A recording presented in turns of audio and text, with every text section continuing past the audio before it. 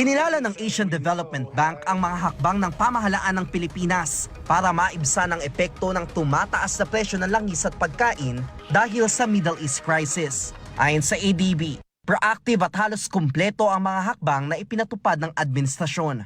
It's almost a clean sweep of what the administration has done and put in place to deal with the vulnerability to the economy from the rising fuel prices, which has the potential to spill over and cause more general inflation and more of a drag on the economy.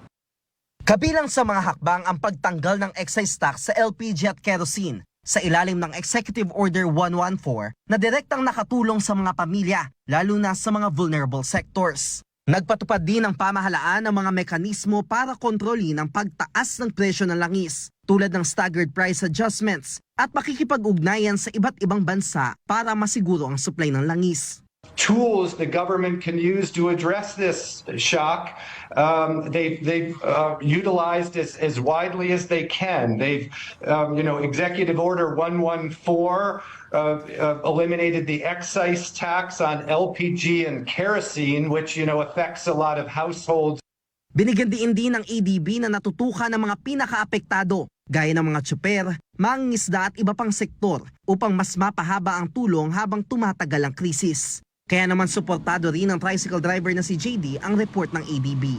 Okay naman siya kahit papaano nakatulong siya sa mga driver na namamasada sa pang-araw-araw kahit papaano. Malaking bagay naman yung naibigay ng gobyerno sa amin. Nakatuon naman ang pamahalaan sa modernisasyon ng public transport at pagpapaigting ng mga proyekto ng renewable energy.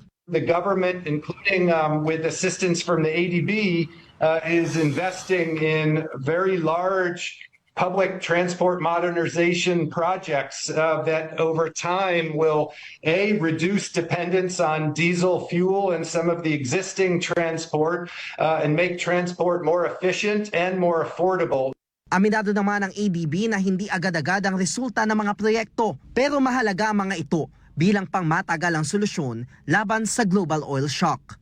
Eugene Fernandez, IBC News.